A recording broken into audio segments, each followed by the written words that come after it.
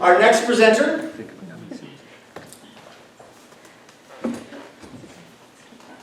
is Michael Grillo, chair of the Department of Art at the University of Maine. Michael studies late medieval and early Renaissance Italian paintings in terms of how their viewers experience them phenomenologically.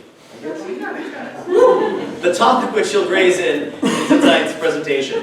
Besides teaching medieval and Renaissance history of art, he also offers courses in film, history, and theory, as well as photography. He's also one of the board members of River City Cinema. Please welcome Michael Grillo.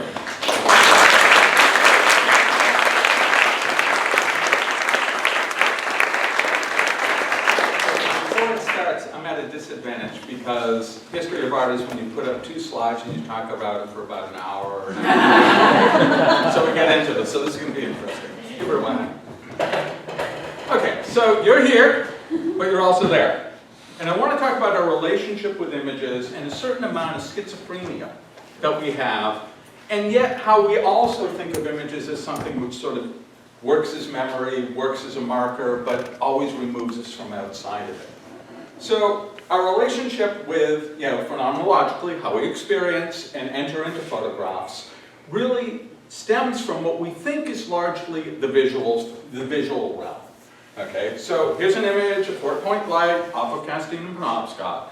But if you know the area, you also know what's outside of there, what's behind you, what's across the street. Okay, and it's because we optically go in via perspective.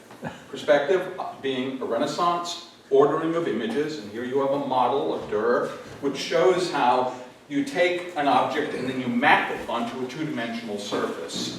Okay, and we assume that this always was centered so that you could have self-contained pictures. But what I want to get into is how these are in our world or part of our world. This is an early attempt or an early experiment in perspective, and you can see that it's somebody who looks through a pinhole into a mirror onto a reflection and sees the temple across the street or the baptistry across the street. With the geometry and the way that works, sets up idealized landscapes that really seem credible. And yet, we know these things are incredibly staged, and we feel varied from them, or we feel distant from them, particularly if they're Renaissance objects or earlier. It's been studied, though, increasingly. Joanna Benton realized that what looks like early attempts to build perspective boxes and cameras really was centered on where the viewer was standing in front of these frescoes. So they're much closer to sort of a performance and extension of our world. We look at a picture like this, an Adoration of the Magi, and see it as sort of a pictorial depiction, one which is removed from our world, but they saw it in a very different manner. They saw it as part of the processions, part of the performances, part of the experiences which still go on in that world today. In Florence, this is 2012 and 2013, and notice there's even camels, okay, in Florence. So they would see it as an extension of the world, sort of something that they could actually experience, just as we do, say, snapshots in home movies and things like that. In the Middle Ages, we have to realize that icons didn't so much depict subjects as they were part of the scene, they were part of the performance. So here you have an icon, and here you have a map of how annually it was processed around Rome, much as you would take a grandparent or something and bring them through the city and reattach them to the city. They also had memory boxes where a pilgrim would go to the sites of Christianity and bring home the rocks and map those too. So the real that they knew mapped into the pictorial realm. So it's always attached. It's not some abstraction or memory. 14th century frescoes frequently would depict the world of the viewer. So here you have a depiction of St. Francis being honored by a man of Assisi, and anyone in Assisi seeing this would see, oh my goodness, it's downtown, the Temple of Minerva and the town hall. Similarly, St. Francis receiving his message from the deity before a cross of San Damiano, guess what's about 4 blocks away, still exists today. there is that cross. So someone looking at this picture would be able to go and then experience exactly what the image is shown. Now we see it in our own landscape.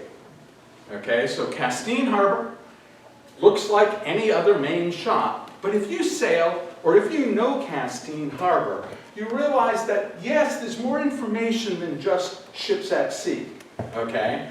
Instead, and I'm waiting for a cue that's about to, there it goes. If you know how to read nautical charts, you realize very quickly why these boats are moored where they are and why there aren't, because you can see some of the ledge, you can see some, Nautilus rock that's right about here. You realize that these are paintings that have much more meaning if you know where they are and you know that landscape. In the City Hall of Siena is a series, this is one continuous fresco, which depicts the city. So that when the city councilors sat, they were looking out over their city as they were making councilor decisions. In other words, they were constantly attached to their city and to the landscape around it. We know this when we see altered landscape. This is Blue Hill. Blue Hill in the 1820s, 1824. And Blue Hill doesn't look this way, but once you orient yourself around the harbor, you realize how much of that way to Penobscot, this way to East Blue Hill, you begin to be able to project into that landscape. Renaissance paintings very frequently use fictive architecture, as this Masaccio painting does, but it's fictive to us. To them, it was exactly the shape and form of the churches that were being built at their moment. So they were projections into their world. You have a depiction of St. Francis receiving the blessings of Pope Honorius, and that's something that took place in the late 12th century. It's depicted in the world of late 15th century Italy, and you can see the loggia, which is still around today, and you can see that it's their world they're projecting it into. Similarly, idealized realms, such as the School of Athens by Raphael, you realize that the structures of that church are the St. Peter's that was going up in the world at the time of this painting. And notice this is the old facade of St. Peter's. It's going to appear in my last slide. There it is, just in the background. So even an 8th century depiction, it's a 16th century depiction of an 8th century event, would have been grounded into the world that they knew. It makes all sorts of references to also sculptures that they knew, paintings that they knew. It's grounded phenomenologically. Done.